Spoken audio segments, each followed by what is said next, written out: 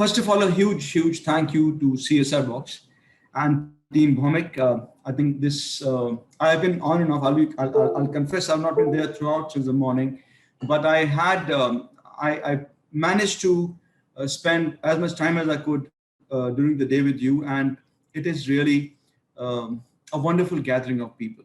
Such amazing individuals with such amazing backgrounds, and I think it's a gargantuan, huge thing to just get all these people together at one place one day.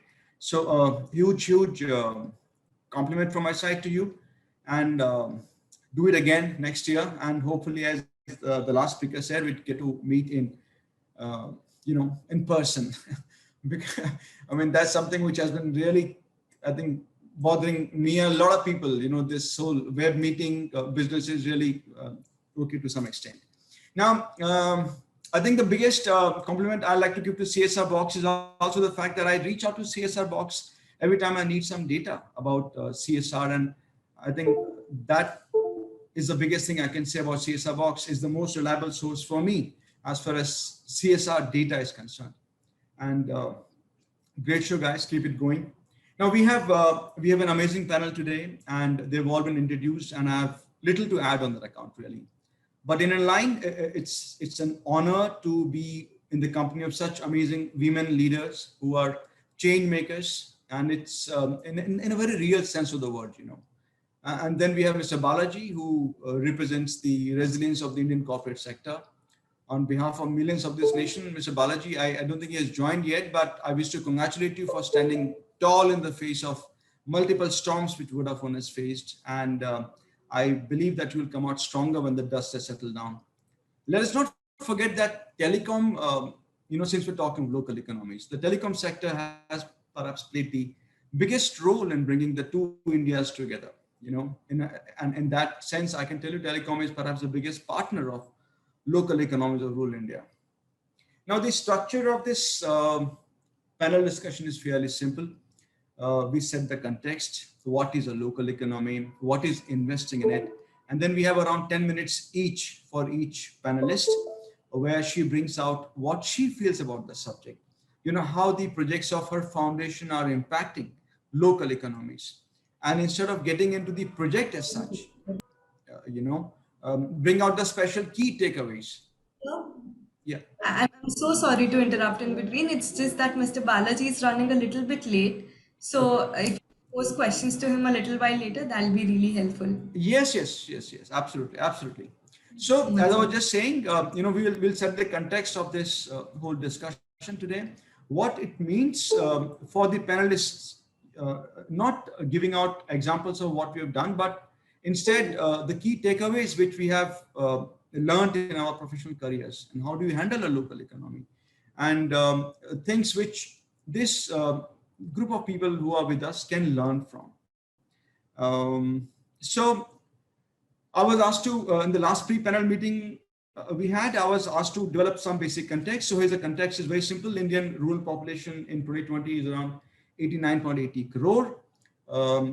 RBI defines rural place as anything which has got a population of less than 49,000.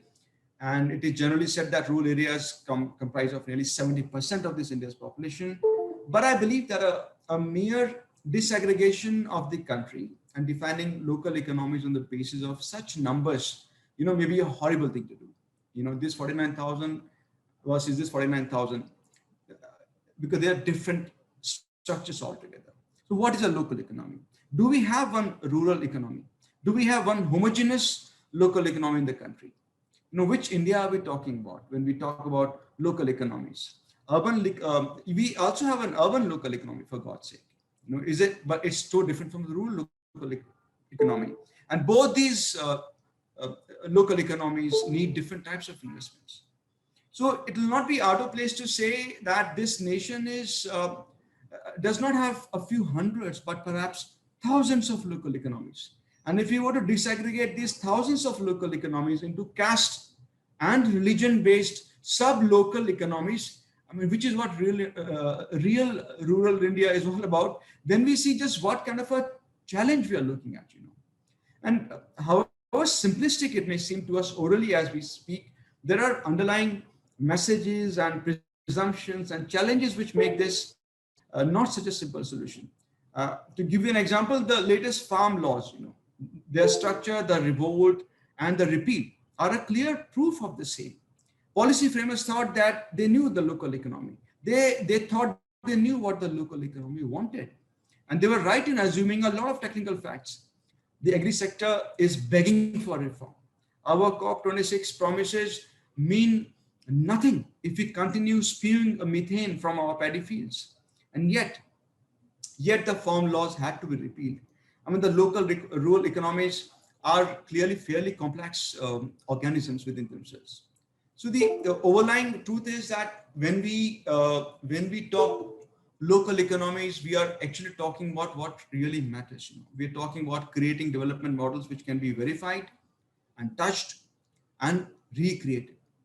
So here's another question which should set the context. What is transforming rural India? What is investing in local economies? Is it our urban perspective which we are bringing to this debate today? Are we saying, is it building a more industrialized rural India, a more industrialized local economy, versus organizing or developing an agri-value chain based growth model for rural India? There's a 65-25 debate. The 65% of Indian population is rural India, but it contributes just about 25% to the GDP. So are we trying to say that, a more industrialized model is the way forward? Why are we not saying that can this country not be thousands of local economies which are creating organic produce? Can it be a nation which is known all over the world for producing the finest quality organic vegetables? Go back to the villages, as they say, go back to the local economies. So these are underlying, things which I believe any discussion about local economy will be incomplete if we don't cover these issues and if they're not a part of our policy framework. Then there is this huge angle of gender and rural economies. We have women in agriculture who are 65%. They form 65% of Indian agriculture. Men are just about 49.8%. So they are the dominant factor in the rural Indian agriculture scape. Women own just about 13.5% of land, as against men who own 87.5% of the land. So are we building models in local economy which address this huge bias? The gender wage gap between men and women is around 22%. So men are earning 1/5 more than what women are earning. So, another thing which one of the panelists had requested me to give was before, I request to say, we'll start with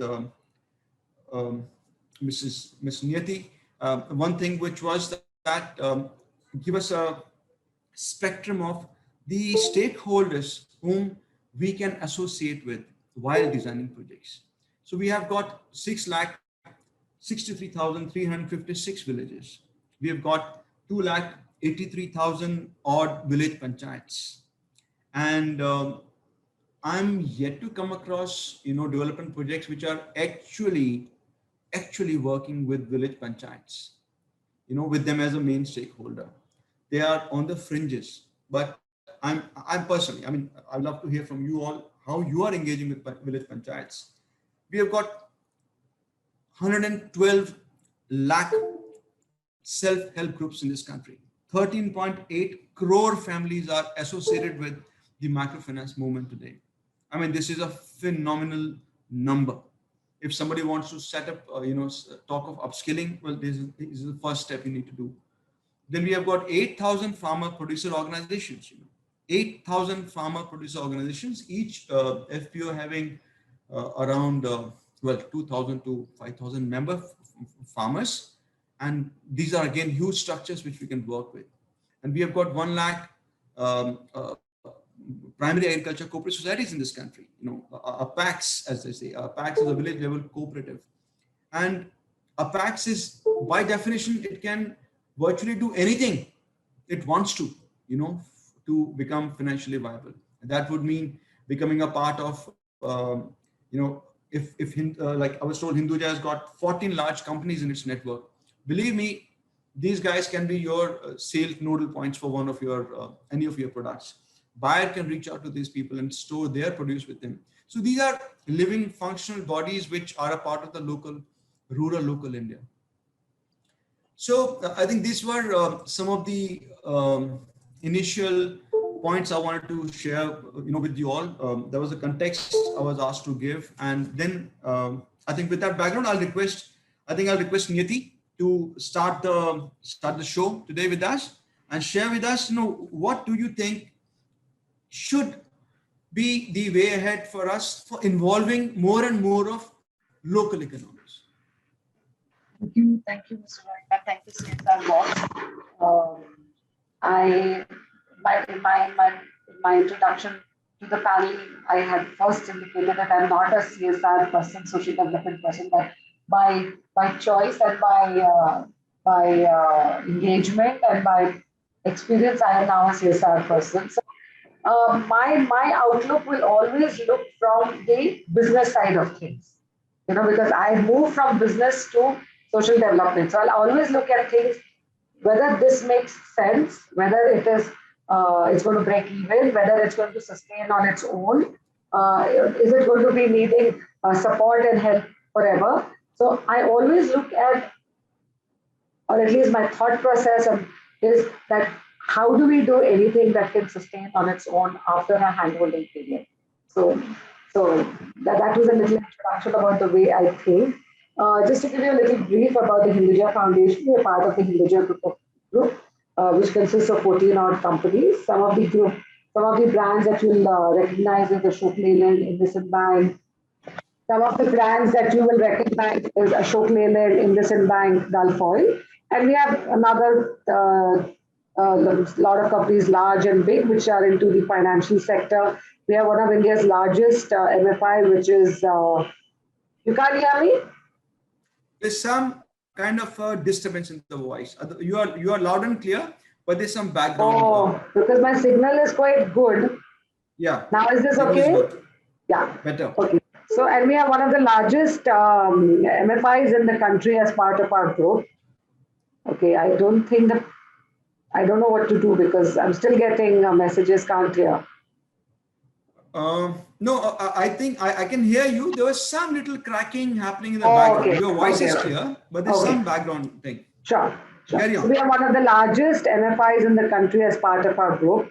And across the group, we have three major champion causes that we work with. It's water, education, and health. But the ultimate goal of all the projects that we do is livelihood, and it is enhancement. And most of our stakeholders and our beneficiaries are rural, is part of rural India, but also semi-urban, semi-urban and semi-urban beneficiaries. Having said that, all of our programs look at how do we enhance livelihood locally, in the sense, suppose if I'm doing a watershed program, we have very, very large watersheds across the country, and where we look at both the demand, the supply side of water and the demand side. And in the supply side, we're looking at restoring the natural water resources, ground, surface, and on the supply side, we're looking at how is that water used with agriculture and with domestic. Now, again, Mr. Rohilla talked about, are we all sitting in our boardrooms in Bombay and Hinduja House and thinking of what we need to do with our beneficiaries who we are working with to enhance the water resource? No, we're not doing that. We're actually having conversations with our beneficiaries to understand what is their aspiration. Not today, but in the next 10 years. They want to get their kids married, they want their the son to study or their daughter to study, they want cattle, they want to build a home. And then looking at that, what is the natural resource that is required for them to do that earning in the place where they are, but using the natural resource in the best possible way to get the maximum return, highest productivity as much as possible. So yes, one of the questions that the discussion was, we're not sitting in our boardrooms and figuring out what the rural economy needs. We're sitting with them and understanding what their needs are and supporting them with inputs that we have learned from the corporate world that we come from. So again, when I mean by local economy, rural and semi-urban. Now, most of our work is with rural, and most of our beneficiaries are women. Now, we have a very large education program in our group. It's called the Road to School program, which works with government schools across the country, and we have about 100,000 kids in it. Just this morning, we were discussing, do we need to follow a curriculum that the state government gives, or do we need to work to see what is the um, enhancement? And especially COVID has made us understand that, is it important for them? Yes, they need to read and write minimum, but is it important for them to learn the curriculum that the state gives, or is it important to make them empower them so that they're able to fend for themselves and are resilient to deal with life situations? COVID happened. We have a very large program in Jawahar, which is one of the most backwards blocks in Palghar district of Maharashtra. Totally tribal, migration into the city. They all went into Bombay. They all went back to Jawahar. We were locked out. There was no food to eat, and it has pretty decent rainfall there. There is pretty decent. We've been working with farmers there for a very long time. So we've kind of revived a lot of produce that used to grow there 100 years ago with a little tweak in the seeds to match today's environment condition and climate change adaptation. We were lucky that there were a lot of farmers there that had come back and had worked with us and had started the kitchen gardens.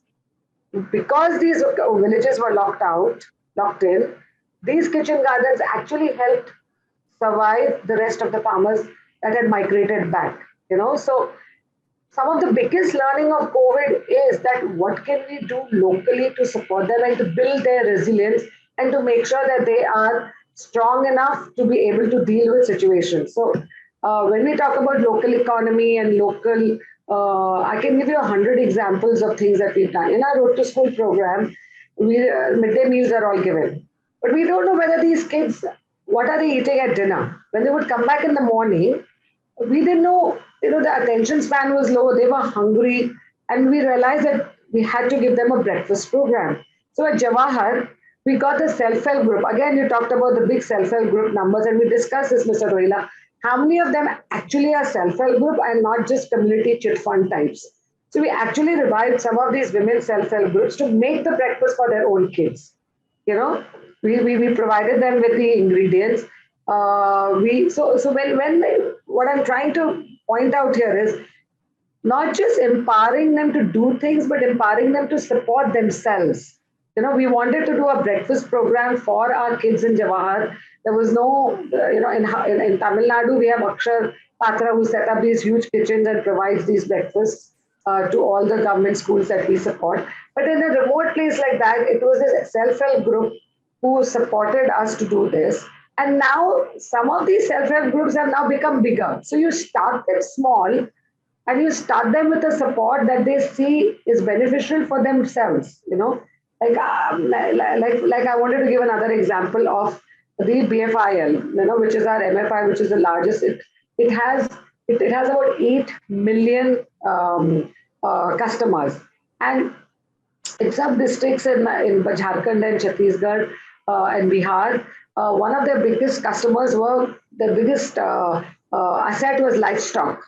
And once the livestock, and they took loans over the livestock. And if the livestock died, then the loans were not going to get prepaid. So what was it that we did to support our in that case, customers, to make sure that it made sense to us business-wise? So coming from a corporate world, I'm only talking about how corporates support local economies to support themselves. Now, again, we have a huge, we have Ashok Leyland, and we have huge supply chain, and we also have a huge vendor chain. How do you engage local economy to be part of your vendor system and your supply chain? And that's a large project that we are working on now. It's not that we are asking mechanics in Namakkal district of Tamil Nadu to move from there to some other place or go to Hosur where our factories are, but looking at these bunches of clusters of places where we can find or we can develop local expertise to be able to be part of our vendors list and our supplier list.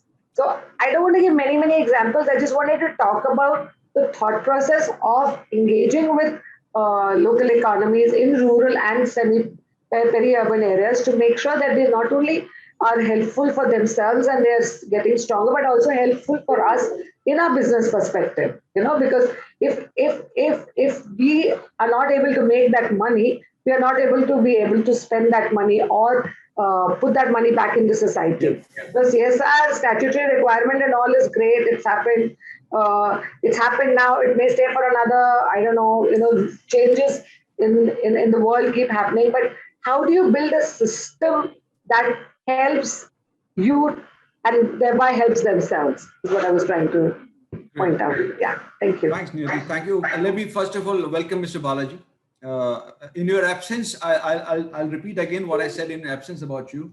So first of all, like millions of Indians, I think we are all very proud of you, you representing Vodafone, for the way you have stood in the face of, I don't know how many storms you have managed last 2 to 3 years. And I know you'll come out stronger from this. And I think you were, I was just saying that telecom sector was perhaps the biggest leveler between the two Indias. I think you really brought the local economy to frontline economy. I think telecom sector did it all. And the way we are able to link financial technology into telecom now, I think that is the way ahead, and I'm sure Vodafone will be riding the crest. So thank you so much. And I mean, you were busy earlier and you're busy even now, so I can make it out you're fighting another storm again. But anyway, so Niyati, I'm telling you honestly, whatever we are saying today has got a huge underlying social challenge, so to say. When we say, and do we want the local people to stay in local areas, or are we wanting them to be a subsector of urban India, to be serving us? People like P. Sainath and all, they don't never come to the mainline. I mean, they will never come at 9 o'clock show ever, or P. Sainath. But he's asking, what do you want the rural persons to be? To be your contractual laborers forever, or you want them to be owners of their destiny? That is a fundamental risk over here, So an industry will, how do we deal with this challenge? And that would mean we are de-industrializing ourselves. We are saying we're going the Mahatma Gandhi way. कि भाई आप जहां पर है आप वहीं पर kitchen garden लगाओ, आपको हम लोग यहीं पे ऑप्शन देंगे, आप you create organic produce and you decide the price. But that is disaster for the politicians. You can't have agriculture asking the price which agriculture wants. This is disaster for the whole country. So there are fundamental, we are being nice to each other, but underlying the local economy is a very ticking bomb. Do you want them empowered? Do you want them loud? Well, some people were loud in Delhi, and look at what happened last 1 year. So this is something which has a lot of underlying tones. Okay, before I come back to you raise a very beautiful question. The revival of SHGs and how and who will do that. I think we'll come back to that later. It's a very key point for us. Tushara, can we have your views, my dear? Sure. So thank you very much, Mr. Rohilla, Ms. Sareen. A very interesting discussion to start with only. Here I represent a company which is called Lupin Limited, and our founder, Mr. Deshbandhu Gupta, he was of the belief that people, rural youth, rural people should be able to find their jobs within their own villages, within their own locations, and they should not need to migrate to cities to get jobs. And hence 33 years ago he established this foundation called Lupin Human Welfare and Research Foundation. And unlike most corporates where the work is largely around manufacturing units, we have a lot of work which has nothing to do with our manufacturing units per se. So we have work in Dhule and Nandurbar in Maharashtra, while our manufacturing units are in Aurangabad and Nagpur. And we have worked in places like Bharatpur and Alwar, and Dholpur in Rajasthan, where we have no manufacturing units at all. We're working in Vidisha district in MP, which is still a little close to our manufacturing units, but not that close. Because of this whole philosophy of working, the need to work with people to not so that they don't need to move outside their homes to get jobs, and COVID has kind of proven it and brought it right in our faces as to how they had to suffer because they were living in urban centers, and how and I'm sure all of us are responsible for this, how the urban populace, who they kind of, as you rightly said, Mr. Rohilla, they serve, we have they contract laborers and all of that, and we didn't care much for them, and they were left to fend for their own in those difficult times. So I guess from an organization's philosophy point of view, we really stand for the fact that we need to boost the rural economy, and we have been trying to do that over the last 3 decades. And we have done multiple kinds of work. For example, we have developed vegetable clusters where farmers were not doing any vegetable cultivation at all, and they were at completely subsistence levels. We have done orchard developments and helped clusters get developed of guava and bear, because once there is collective farming happening of a particular product, then marketing ability kind of as a collective becomes better. So we've supported stuff like that. We have worked with NABARD on several projects on Wadi development. We have created integrated agricultural models. We have focused on floriculture in Rajasthan and parts of Maharashtra, where it was not being done earlier, where the farmers didn't even think of floriculture as a potential opportunity. We have fish rearing. We have done fish rearing in Rajasthan. Nobody has ever thought of fish rearing in Rajasthan. That's the kind of innovation that we have brought in. So while we believe in this whole system of helping people identify their own, be able to work with their own skills and build on that through technical support and all of that, we have also worked on innovative solutions to problems, something that they could have not thought of. The typical stuff like dairy development, goat rearing and all that. Again, mostly working in collectives and trying to see how they could collectively procure and collectively sell. So farmer producer, working with farmer producer organizations. We also have women farmer producer organizations that we have developed, which have only women. So that's the kind of stuff we have done. So we work on cashew processing in Sindhudurg in Maharashtra, because it's known for cashew. So working with the local products and working, helping them get better prices for what they are already producing. Then we have, we're working with specialized trades like pottery and stone carving in Rajasthan. There's tulsi mala making, which is a special thing that, typically in the region of Mathura, if you are familiar with Mathura, and there's this famous temple there. So women are making a lot of money by just making those tulsi malas, and supplying them is not very difficult for them, because again, there is a large group of women. There are SHGs that have got involved into it, and then they are able to market it well in the nearby markets, and that falls on the Mathura road. So people are willing to pick up directly from them, also if they're aware of their shops, etc. So that's the kind of stuff we have done. Beekeeping, something that was completely unfamiliar to Bharatpur. A very small number of people were involved in it. Now we have like a really large number of people involved with it, and it's become the second largest producer of honey in this country after our intervention of these many years. So the mustard and the sunflower, those kind of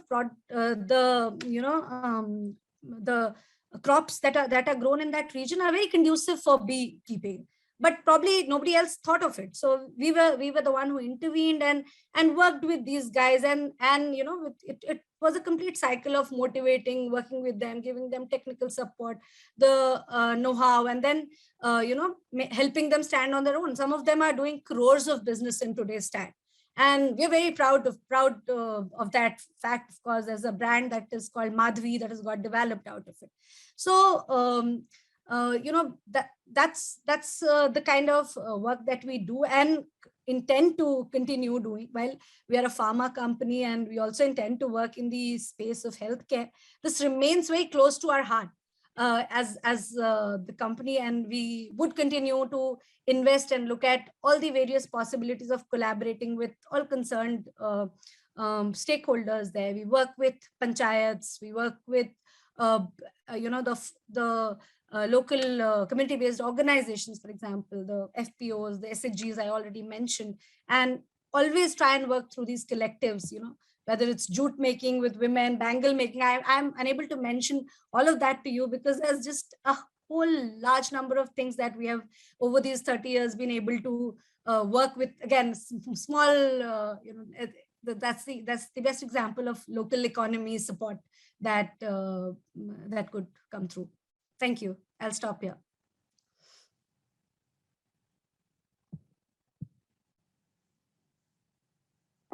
Mr. Rohilla, you're on mute. Mr. Rohilla, you're on mute. I'm sorry. I think Dhanalaksmi muted me. She asked me to go mute when I was not speaking. Okay, so I'm saying that what Tushara said has got a clear link with what Niyati said, and I'm going to come to that later. All right, this is a very beautiful linkage which has come in this whole discussion so far. Can we have Mr. Balalji with us now? Can we just hear what Vodafone has been doing? And I want to hear the whole story, Balalji. I want to hear like what were you doing even when Vodafone was walking through the storm last couple of years? Right. Thank you so much, Mr. Rohilla. And I think the other panelists have given some fantastic perspectives. So, and you set the context so beautifully. I guess in a way, we are proud of what the Vodafone Idea Network Warriors did, and I'm sure I speak on behalf of the industry because other telecom companies have really again gone ahead and kind of literally their employees, their leadership has given blood and sweat to keep the nation connected in very difficult times.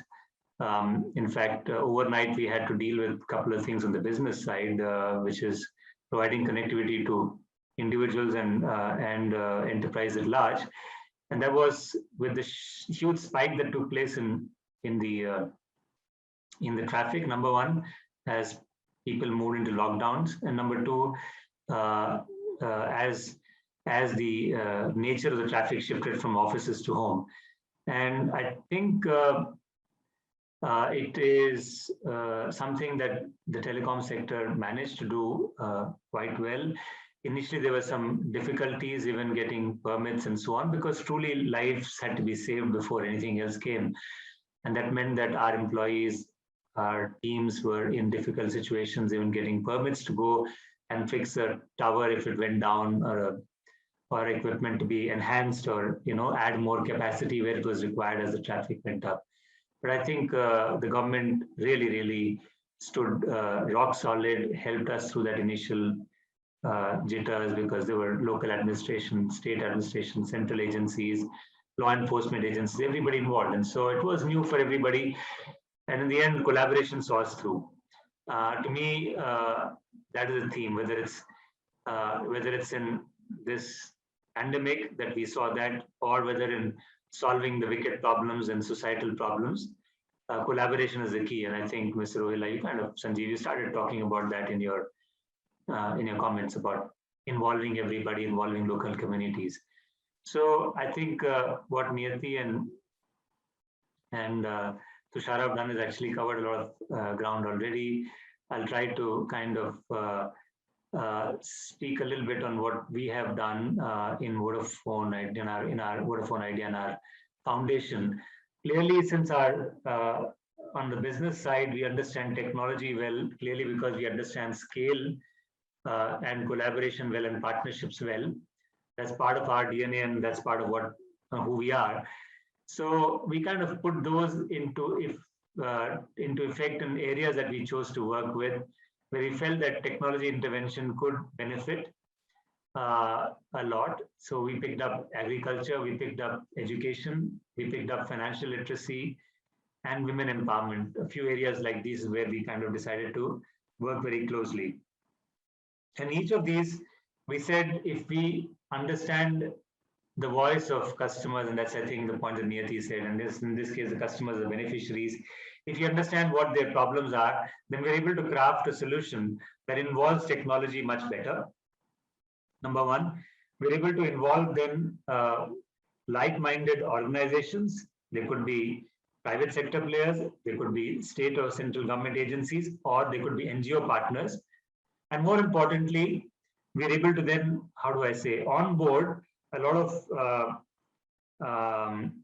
you can call them self-help groups, or you call them volunteers, or they're basically interested parties on the ground in the last mile. They're very happy to buy into that vision because they participate in that whole journey, right?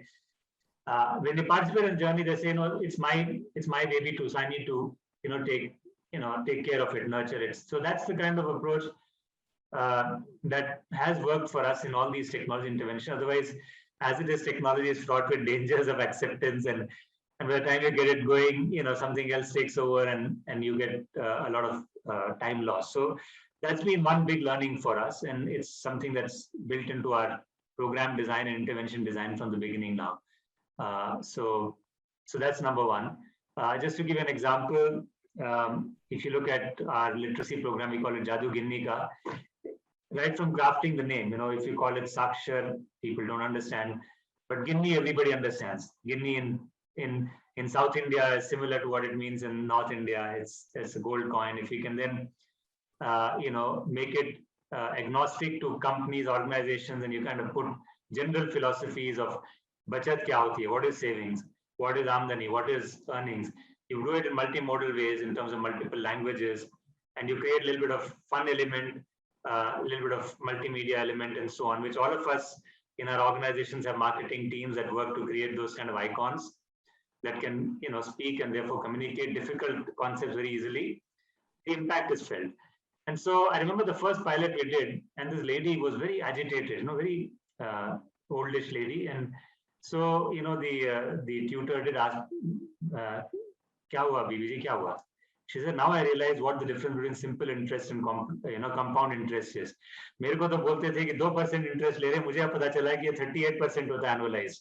Right now, that realization, that aha moment, was because we actually involved them before, and we realized, okay, what will appeal? How do we therefore, give them difficult concepts in an easy enough manner?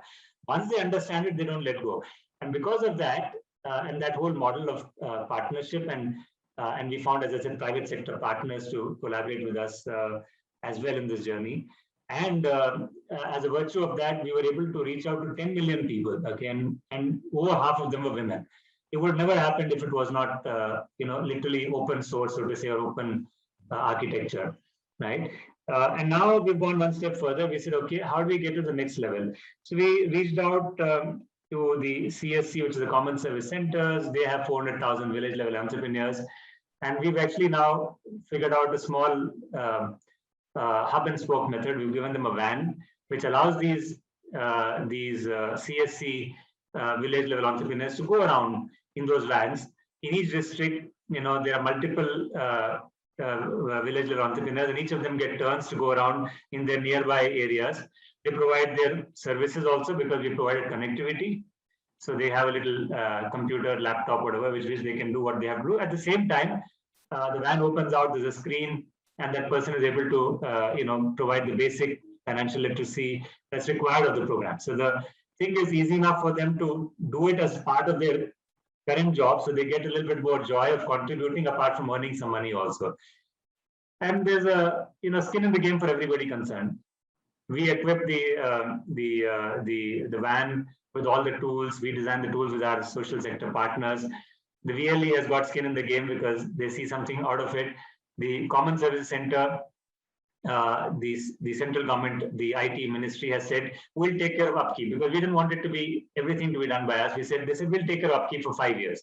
Right? So suddenly everybody becomes part of the whole solutioning. And no one can say, I did it or you did it, but we said we together did it. So it just works beautifully. That's the point that Niyati was talking about earlier as well. So that's just one example. I thought I'll just illustrate that. Same thing we've done now with digital literacy. The reason we are able to now reach out to nearly 50,000 teachers and about 12 lakh students.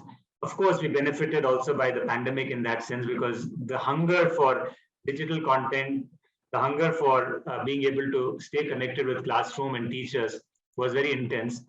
And so again, we had an ongoing program because that was part of our focus. We just repurposed it to become more relevant in the pandemic. So even on a small screen, people could engage with their teachers, or for students just to see recordings or to be able to, take lesson plans that they could, they could see in their spare time, and their parents could afford to give them a phone, right? They also need their phones at the time.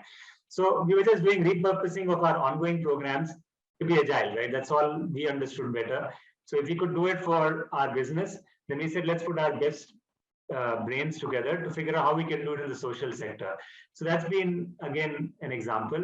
And the last example I'll give in the context of agriculture, because again, there we are trying to do the same thing, where the model of self-help group is something that we've built into the design.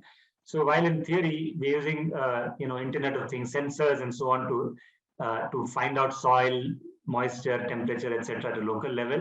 And we also have tied up with agricultural universities with our NGO partner that therefore provide the years of experience that tell very localized information to the farmers, right? So if they are in that local vicinity, an agri institute can give very localized contextual information, and so that helps us to then communicate that information to SMS, star hash, USSD kind of things, even to people that don't have a smartphone. And then we've created producer groups who therefore are able to help each other from their experiences. We've created lead farmers. Lead farmers then have the onus to, then to teach others around them on the farm practices and so on. So all of this becomes like a closed loop, and therefore it allows them to feel more, how do I say, participative in this whole journey. And that's how it's worked for us. So just thought I'll give you 2 or 3 examples of how we've tried to take our learnings from business, but execute it in the social context. I would love to connect with you later to understand this agriculture thing, because I mean, if we can help you in broad basing it, then NAB Foundation will be, I think, perhaps your best part. Thank you. Jadoo Ki Guinea brings one thing to my mind. Have you ever noticed how women in rural India are far smarter than the men in rural India? Have you noticed that? I mean, that leaves her urban India fine. Back home and in this room also, women are smarter. I raise my hands right now.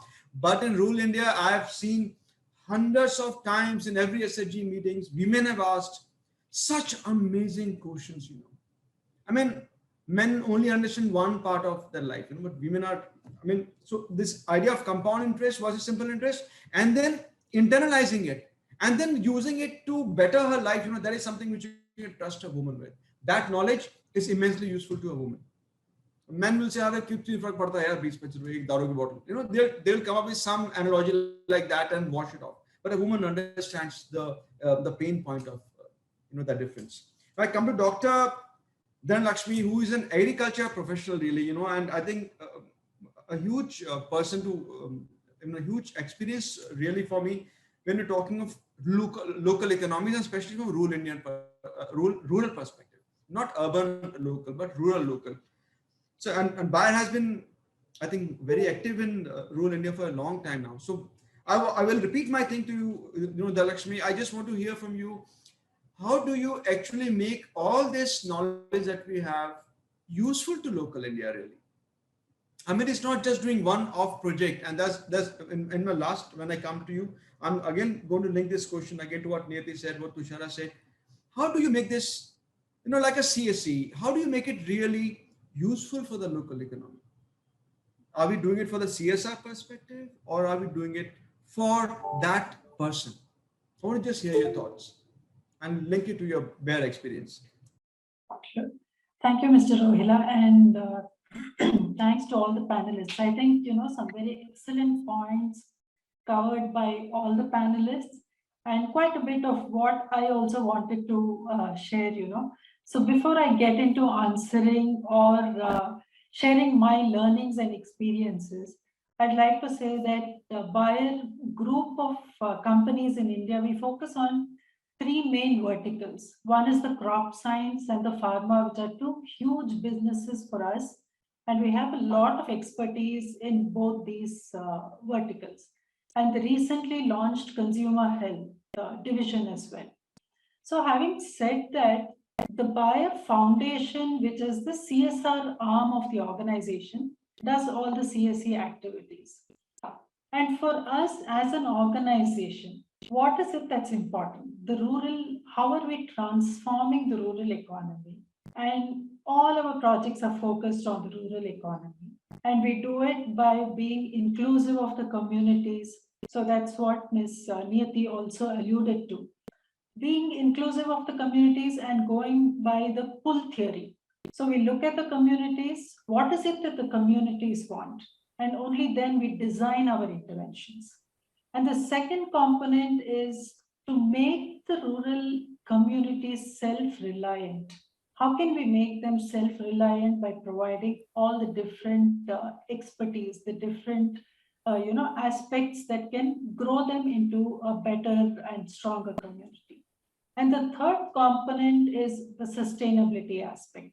We have to weave in the sustainability aspect. And Mr. Rohilla, you mentioned that India is a diverse country, different geographies, different topographies, and there is so much that each geography offers. And what we've realized is one size does not fit all.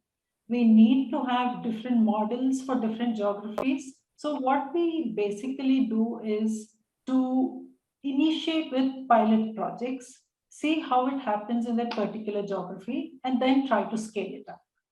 That is how we go about with most of our projects.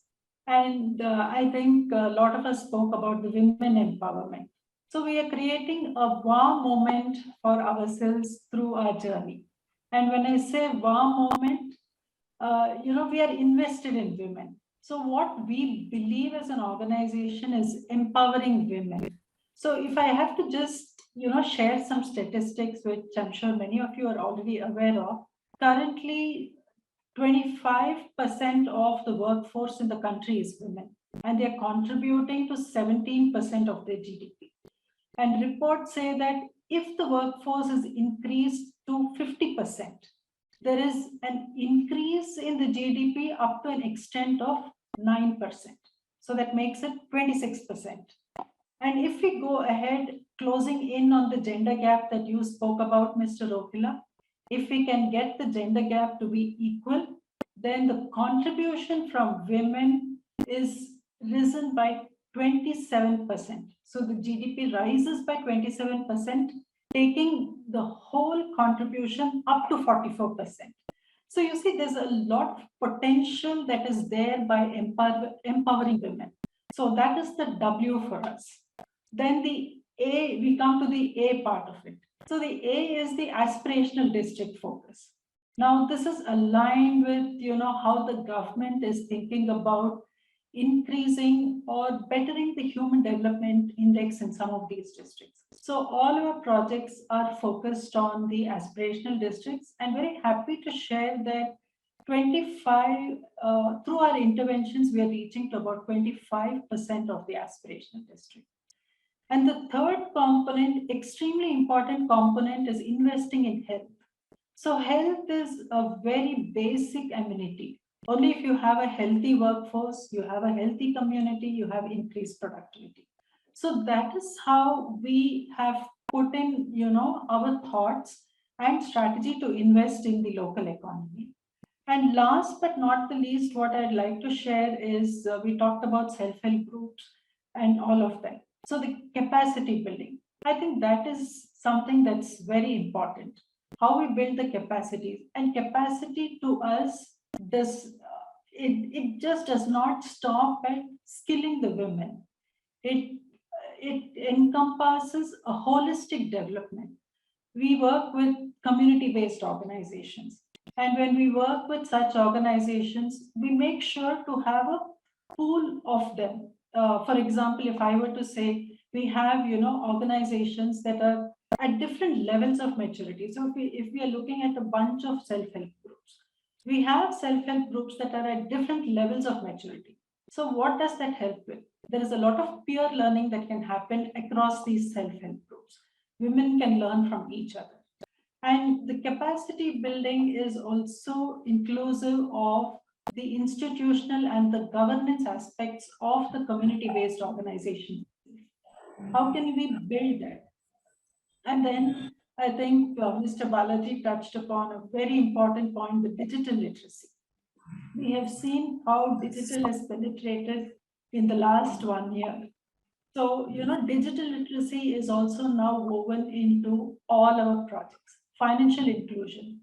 So that is how we are, encompassing and providing a complete holistic solutions to the community and thereby transforming the economy itself to make it a very sustainable model. So I'll stop here. Thank you. I think we've got 2 more minutes, and I think I'd just like to go back to the one thing which has been really haunting me, and it all started around 2 years back. See, I was in the corporate communication sector for 2-3 years. So when I took over NAB Foundation, I thought I'll reach out to these ad agencies which I was working with. Some of them were very, very big names, and I said, can you, as a part of your CSR commitments, spend a week in developing some branding collateral for these FPOs who are asking for this branding support, but they don't have the money. They said, no, in that village, we can make a toilet, but my copywriter will not go there. And that is professional work. So I think that is where we are missing the bus. If you ask me, the local economy needs walking the talk. That's what Niyati asked about revival of SHGs. Who will do that, and how do you do that? I think the answer to that, in a very simple, 30 years I've been working in the sector now, I think lies in involving them more and more in what we are actually doing. So imagine if Vodafone uses a network of SHGs to, as outlets for giving prepaid cards. Imagine, if you have a buyer using an SHG as a hub for selling biochemicals and biopesticides and bioseeds. You need to, if you want them to be, flourishing in that domain, what Tushara was talking about, then we need to give them real life jobs. And setting up a toilet or making a school is, believe me, it's just touching the surface. If we really want to walk the talk, we have to involve them in what we are actually doing for a living. I think that's what will really empower the local economies.